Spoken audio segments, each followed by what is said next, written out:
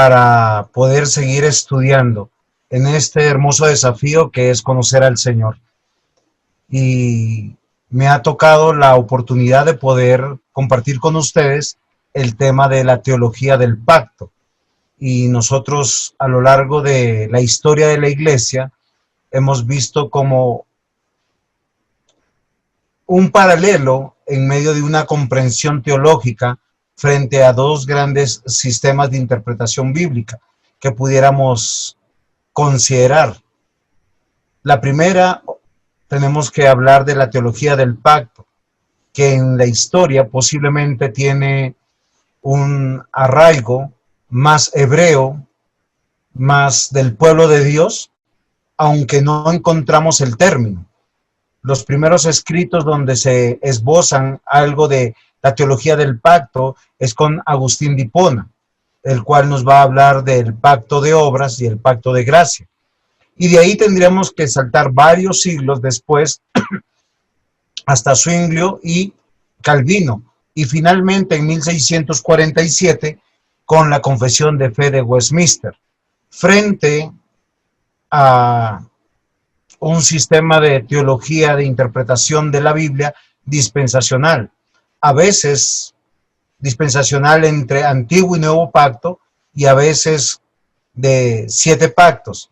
La idea no es poder entrar en materia de la parte histórica, ni de la parte de los autores, ni de lo que escribieron, debido a que nosotros tenemos bastante información, ya que desde el siglo XVIII en adelante encontramos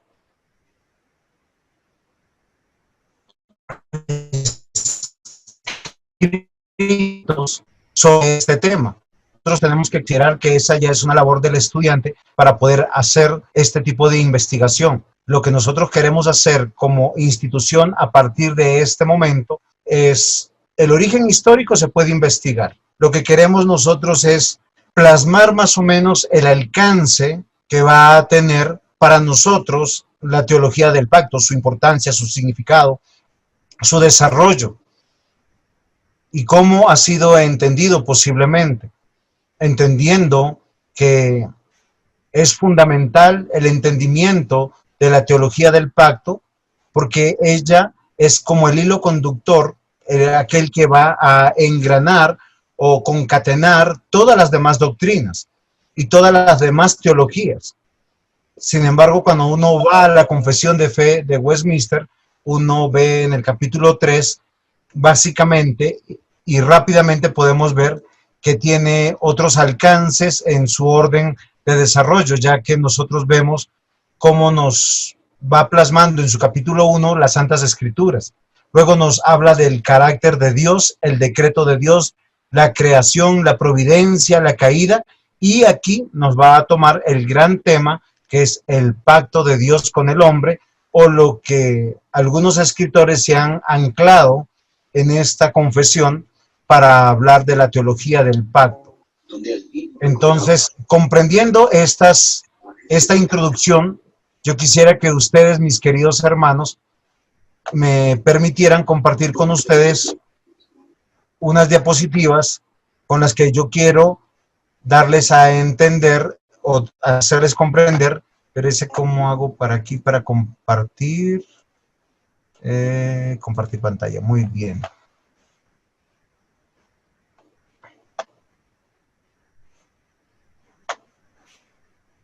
Listo. ¿Me pueden confirmar que estoy compartiendo con ustedes pantalla?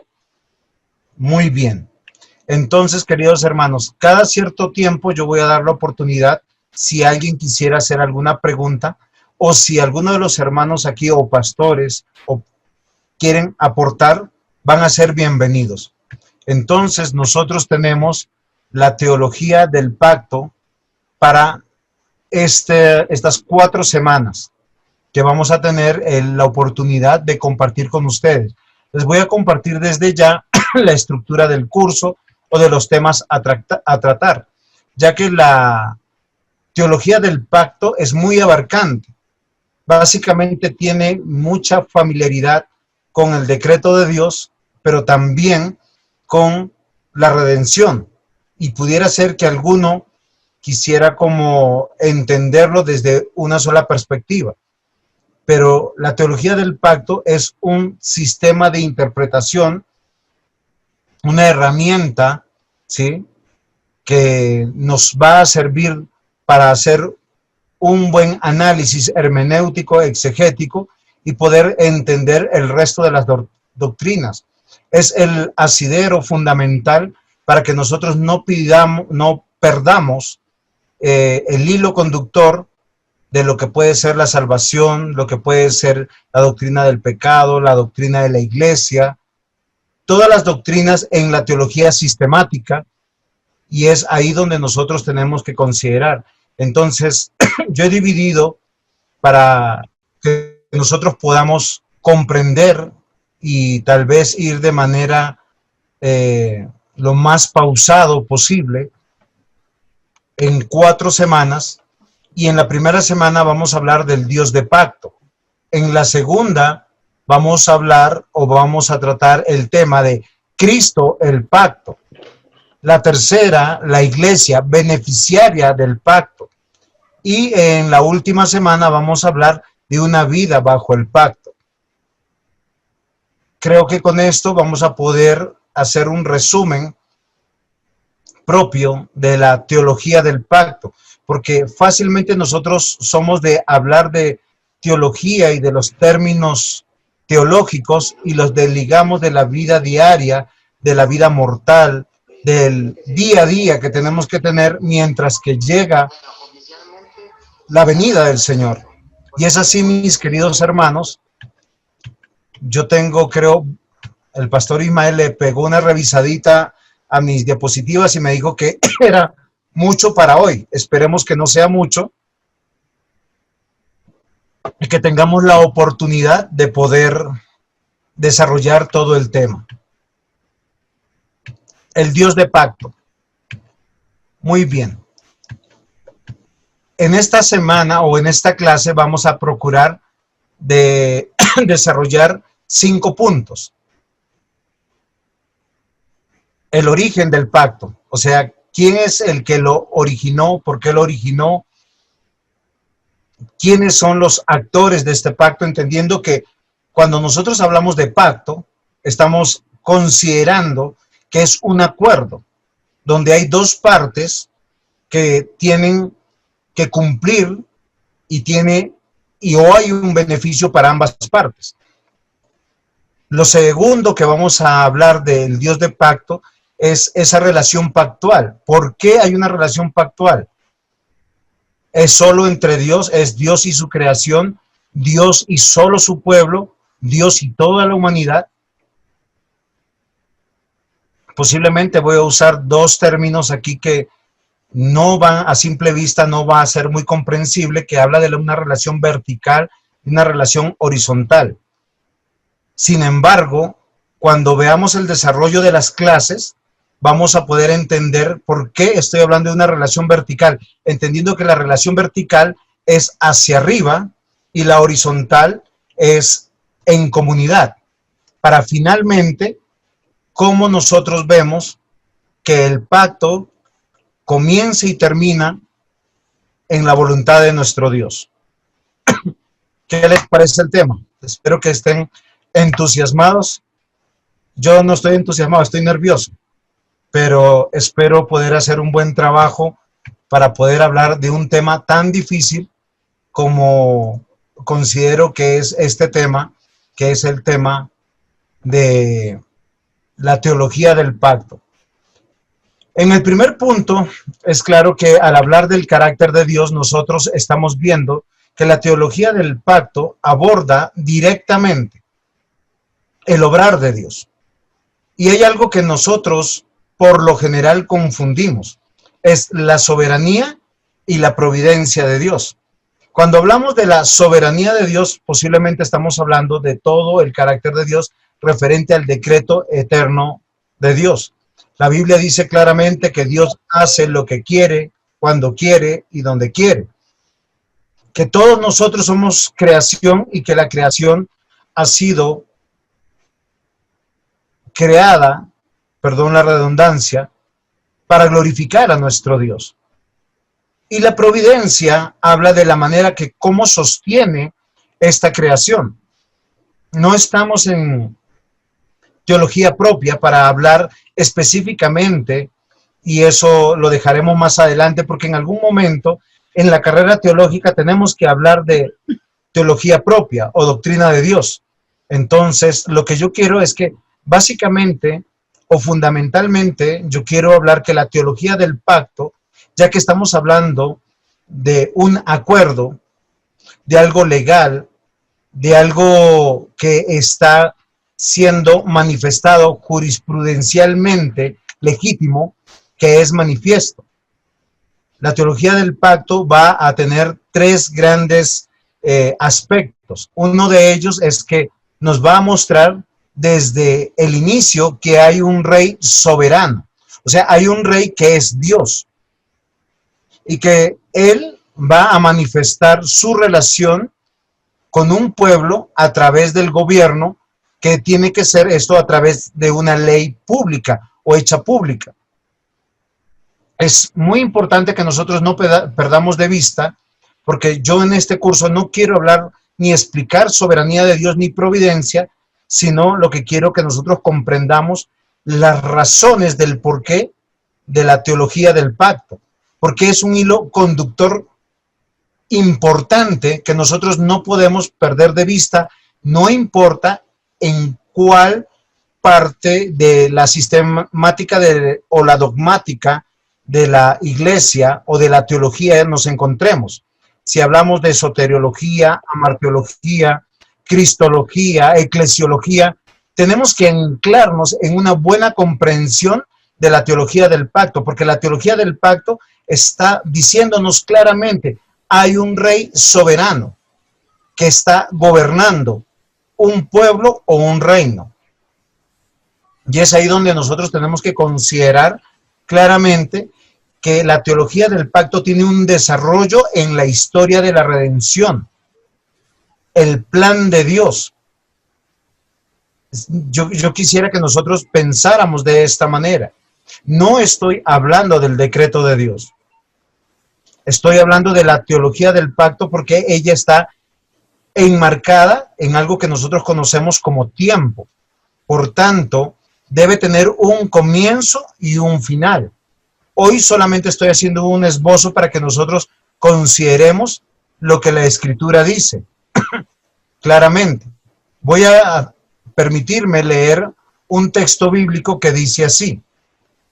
En 2 de Timoteo 1:9 dice: quien nos salvó y llamó con llamamiento santo, no conforme a nuestras obras, sino según el propósito suyo, para la gracia que nos fue dada en Cristo Jesús antes de los tiempos de los siglos. Este es un texto muy importante, por lo menos para que nosotros consideremos lo siguiente, entendiendo que no estamos hablando del decreto, sino que estamos hablando de la teología del pacto o del pacto de Dios. Estamos hablando que hay o que tenemos el plan de Dios manifiesto, y este está manifestado en la Escritura, lo que quiere decir que abarca desde Génesis hasta Apocalipsis.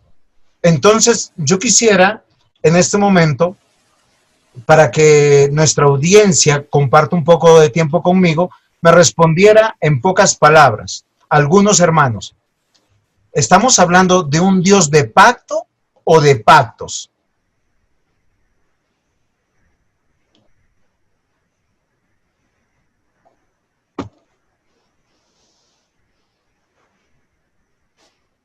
De pactos. De pactos, muy bien. ¿Quién más se aboca a nuestro hermano Gonzalo? O se adhiere o difiere de él. Estoy de acuerdo con el hermano Gonzalo, un Dios de pactos. Muy bien.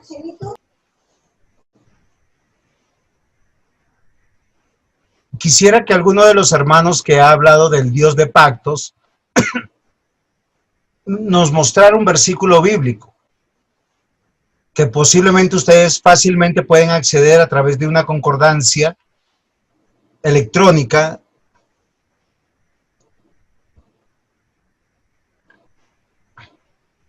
para que nosotros pudiéramos sustentar lo que estamos viendo, ya que cuando nosotros estamos pensando en el Dios de pactos o de pacto, estamos hablando de singularidad o de pluralidad, o estamos hablando de una administración de un pacto o de la dispensación de varios pactos. Y es algo que nosotros tenemos que comprender, porque aquí es donde es confrontado el carácter de Dios. ¿Qué sucedió en Génesis capítulo 1, capítulo 2, capítulo 3? Todo esto tomó por sorpresa a Dios cuando en el capítulo 3 Adán y Eva pecaron. Tuvo que haber un consenso en la deidad para decir qué hacemos. Después de que Noé se le manifestó un pacto, hubo que hacer otro pacto con Moisés y otro pacto con Abraham y otro pacto con David. ¿O estamos hablando del mismo pacto? ¿Alguien encontró un versículo bíblico? Sí, yo tengo uno acá. Muy bien, Gonzalo. En Génesis 17:3. Dice, entonces Abraham se postró sobre su rostro y Dios habló con él diciendo, he aquí mi pacto es contigo y serás padre de muchedumbre de gentes. Y no se llamará tu nombre Abraham, sino que será tu nombre Abraham, porque te he puesto por padre de muchedumbre.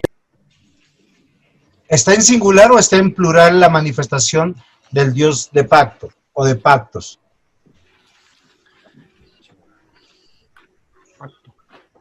En mi diapositiva tengo ese mismo versículo, pero más adelante. Sino que yo quiero que nosotros consideremos, porque cuando nosotros teológicamente argumentamos, tenemos que argumentar con la Biblia. Habla de un pacto. Muy bien, no de pactos. Perfecto. ¿Alguien tiene otro versículo diferente que quisiera considerar? Efesios 2:13, si mal no recuerdo, habla de los pactos. Muy bien, podemos revisar Efesios 2:13. Efesios 2:12, pastor. 2:12, sí. ¿Me permite? Sí, está bien, con mucho gusto. Dice, en aquel tiempo estabais sin Cristo, alejados de la ciudadanía de Israel y ajenos a los pactos de la promesa, sin esperanza y sin Dios en el mundo. Muy bien, muchas gracias. Acá tenemos que ver cómo el apóstol Pablo está argumentando algo extraordinario. Aunque nos habla de pactos, lo ancla de manera singular en una promesa. Entonces vamos diciendo que si encontramos que hay un solo Dios, una sola iglesia, un solo plan de redención, aunque vamos a encontrar en plural a veces la palabra pactos, siempre se va a referir a un mismo pacto. Es ahí donde yo quisiera que nosotros tenemos que comprender que Dios, antes de la fundación del mundo, como dice la cita aquí en 2 Timoteo 1:9, ¿sí?, hay un plan. Quien nos salvó y nos llamó con llamamiento santo, no conforme a nuestras obras, según el propósito suyo, y la gracia que nos fue dada en Cristo Jesús antes de los tiempos de los siglos. Esto es muy importante, porque hay un solo plan, no hay dos planes. Es claro, mis amados hermanos, que desde Génesis a Apocalipsis, el plan de Dios fue echado a andar. Por eso es importante que nosotros comprendamos bien qué es la teología del pacto o la teología de los pactos. Porque si nosotros hablamos de la teología de los pactos, estamos entrando en un terreno peligroso, porque estaríamos hablando de una teología de dispensaciones o de tiempos donde Dios va cambiando su forma de actuar y su forma de cómo atender y de gobernar su creación. Sin embargo, si hablamos de un pacto que se va desarrollando, se va conforme al propósito de Dios, frente al tiempo, va avanzando y perfectamente se va cumpliendo. Estamos hablando de un Dios soberano, providente, que está en pos de su propia gloria, de su propio deseo.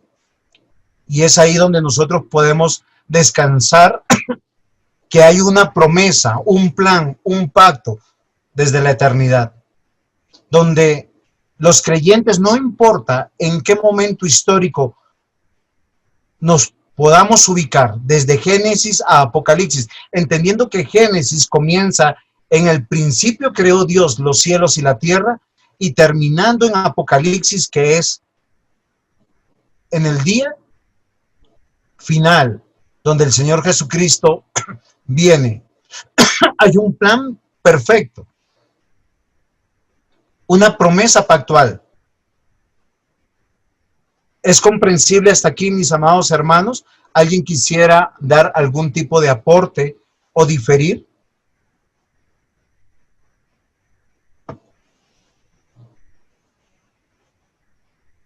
Muy bien. Vamos a avanzar entonces. La teología del pacto nos habla que es una promesa, que es eterno y que beneficia. Génesis 3:15 arranca de una manera extraordinaria diciéndonos: y pondré enemistad entre ti y la mujer, entre tu simiente y la simiente suya. Esta te herirá en la cabeza y tú le herirás en el calcañar. Acá hay una profecía dada de la misma boca de Dios, donde nos está asegurando que hay un plan, que hay una promesa.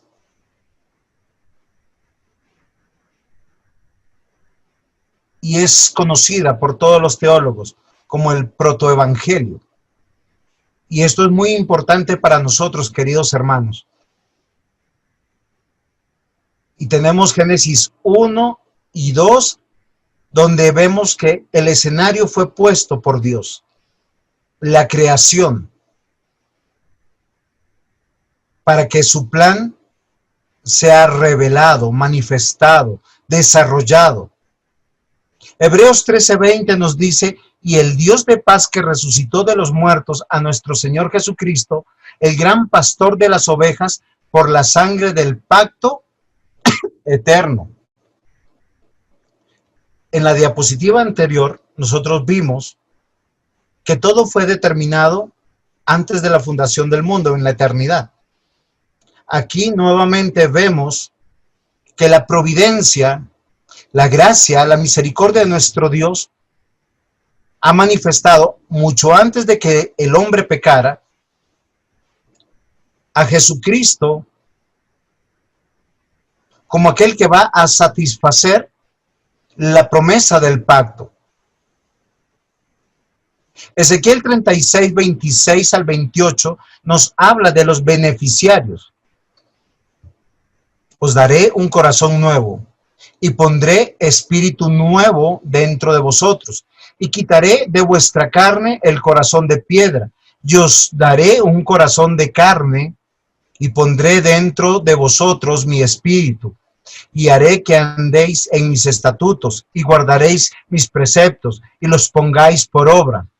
Habitaréis en la tierra que di a vuestros padres, y vosotros me seréis por pueblo, y yo seré a vosotros por Dios. Entendiendo que el desarrollo histórico y cómo se va revelando, no solamente va a través del tiempo, y lo que quiero decir es día tras día, semana tras semana, mes tras mes, año tras año, sino que progresivamente también la revelación de Dios va aumentando en este plan que fue determinado. La teología del pacto siempre nos hace pensar en un rey que se va a manifestar, que nosotros sabemos que es Dios mismo encarnado en la persona de Cristo. Que la voluntad de Dios, cuando se echó a andar el tiempo o el cronos de Dios, Algunos dirían que hay una diferencia entre Cronos y Kairos, pero no es el tema de hoy. Vamos viendo cómo cronológicamente va avanzando la historia del pacto eterno de redención. Un pacto que parte en la voluntad de Dios, en la eternidad, y que tiene unos beneficiarios. Unos beneficiarios que Ezequiel 36, del 26 al 28, nos van diciendo que tienen un problema con Dios, que es su condición. Su corazón no sirve. Si ustedes ven ahí, dice, y pondré un espíritu nuevo. O sea, su espíritu o su ánimo tampoco. El corazón nos recalca que no solamente no sirve, es de piedra. O sea, humanamente no pueden responder. Y que Dios tiene que hacer una cirugía o un milagro extraordinario. Estando vivos y sin quitarles la vida, les tiene que cambiar o los tiene que regenerar. Y no solamente esto, Dios estará habitando en cada uno de los que va a operar, porque están sin el Espíritu de Dios. Y no están andando en los estatutos, ni guardan los preceptos de Dios. Y esto es muy interesante, porque solo así, dice, podrán ser su pueblo, y solamente así Dios será el Dios de ellos. Y esto es muy interesante porque habla de una relación. ¿Alguna pregunta hasta aquí? ¿Estamos bien? Recordemos que en esta primera semana estamos hablando del Dios de pacto. La cristología la tomaremos en la próxima semana.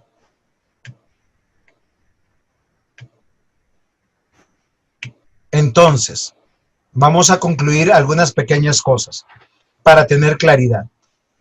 Dios es quien determinó.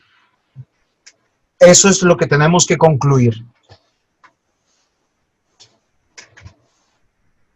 ¿Qué quiere decir? Que esto es un pacto o un acuerdo de Dios.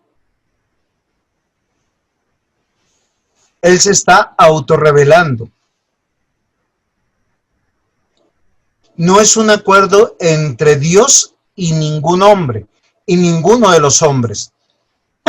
Aunque los beneficiarios va a ser un pueblo conformado por personas, por creyentes. Yo estoy citando Deuteronomio 29:29 por una sencilla razón. Este versículo reza de la siguiente manera: las cosas secretas pertenecen a Jehová, nuestro Dios. Esta primera parte del versículo dice que lo que Dios no quiere dar a conocer, nadie lo va a conocer. Dios es insondable. Mas las reveladas son para nosotros y para vuestros hijos, para siempre, para que cumplamos todas las palabras de esta ley. ¿Qué quiere decir?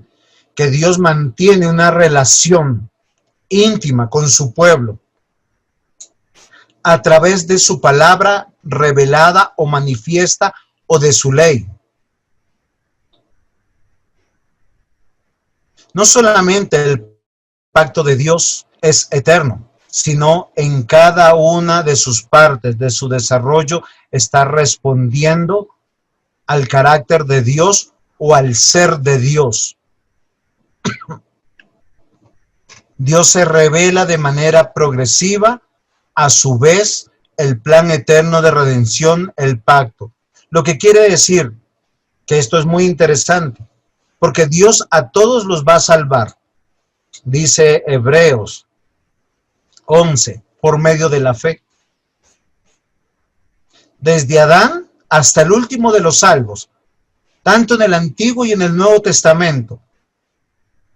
La base fundamental es que Dios hizo un pacto consigo mismo de tener un pueblo para sí. Ese pueblo donde Él será su Dios o su Señor y Salvador. Dios, Señor y Salvador. Es claro, mis amados hermanos, que esta relación pactual en el tiempo, desde Génesis hasta Apocalipsis, ha sido una y la misma, donde Dios ha salvado a través de la fe, por gracia, y no ha cambiado. En Génesis capítulo 3, cuando el hombre cayó en pecado, en la narración bíblica vemos que hay un monólogo donde Dios está hablando. Ese monólogo nos va narrando qué es lo que sucedió. Porque el hombre, al transgredir la ley de Dios, no tenía cómo volver. Y las palabras que encontramos ahí es: Adán, ¿dónde estás? Y siempre a mí me ha causado inquietud esta expresión. Porque un lector desapercibido pudiera decir: ve, Dios no es omnipresente, no es omnisciente. ¿Qué sucede aquí? ¿Por qué la Biblia está narrando esto? Pero la Biblia nos quiere demostrar claramente lo que sucedió cuando el hombre desobedeció, transgredió la ley. Y recordemos que el pacto de Dios está enmarcado en la eternidad.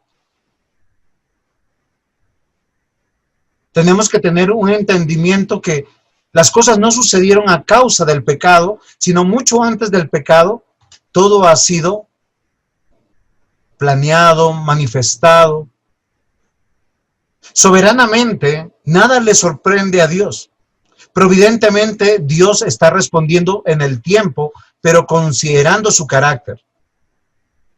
Y nosotros tenemos que comprender que la teología del pacto no solamente nos va a dar esperanza, sino una confianza certera que lo que Dios determinó en este plan, nada, absolutamente nada, dejará de cumplirse. Por eso el libro de la vida fue escrito antes de la fundación del mundo. Eso dice Efesios capítulo 1. Muchos de los hombres de la Biblia quisieron renunciar. Jeremías se escondió. Isaías no se sintió apto. Otros abiertamente, temporalmente apostataron de la fe y cometieron pecados que no podrían nombrarse dentro de los santos de la iglesia. Sin embargo, Dios los trajo, los restauró.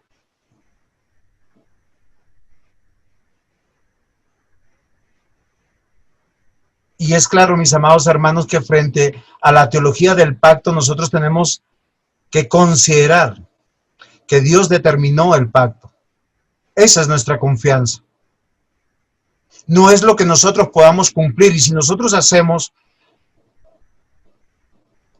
un imaginativo, cuando Dios llamó a Abraham, que es cuando el pacto de Dios se hace público, lo que nos citó Gonzalo, y vemos que Dios dice a Abraham: trae los animales, hay que partirlos. El único que pasó fue Dios. Abraham se quedó dormido. Y yo recuerdo que en mis primeros estudios teológicos, yo decía, es el colmo. El hombre, el padre de la fe. O sea, ustedes se imaginan, de toda la humanidad, la Biblia dice que este es el hombre más ejemplar en la manifestación de su fe para con Dios. Es el padre de la fe. Un hombre que Dios estuvo con él, y pudiéramos decirlo que humanamente él sabía que él estaba con Dios.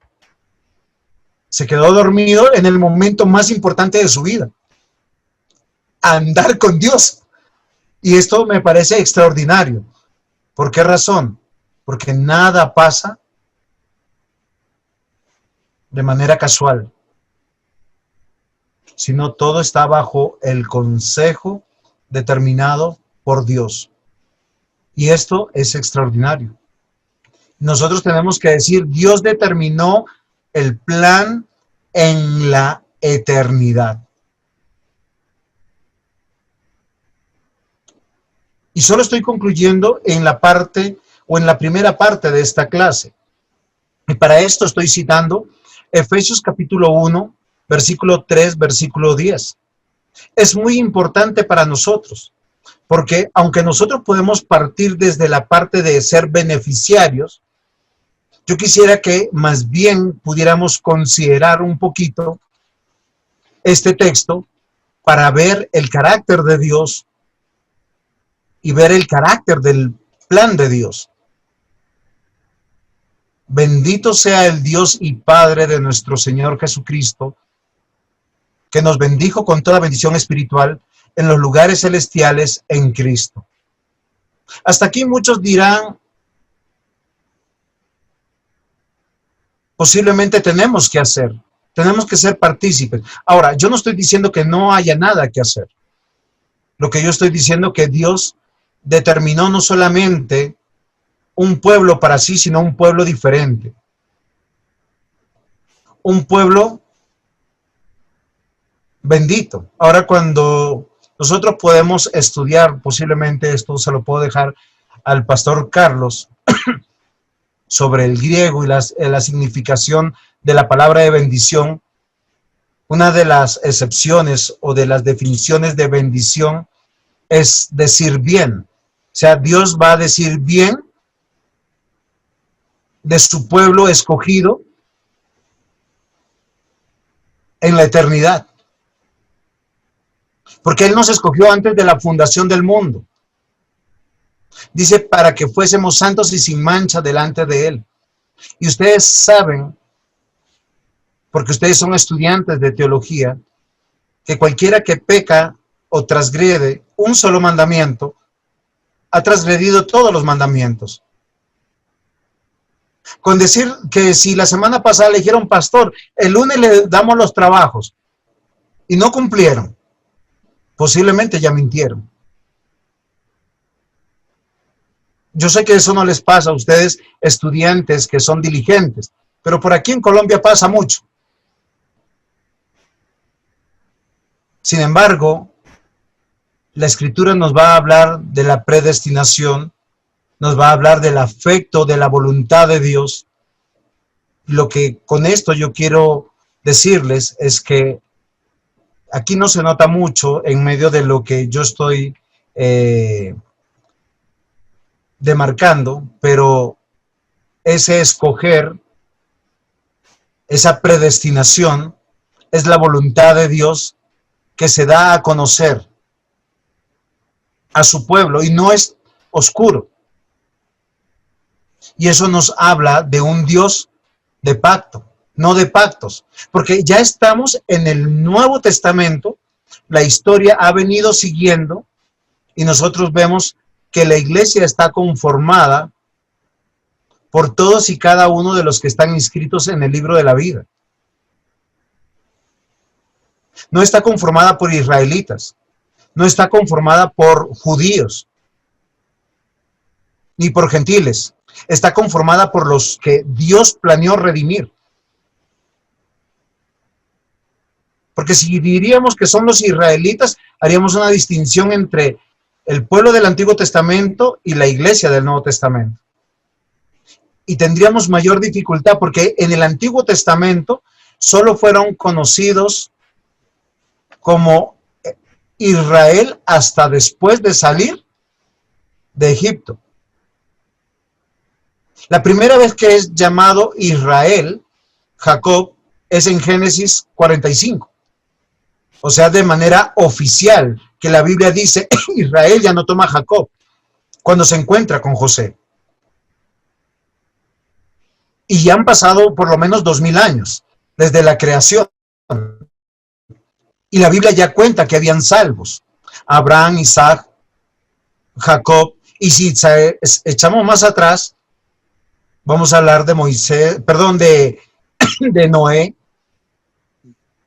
de el listado de Génesis 5, el listado de Génesis 11,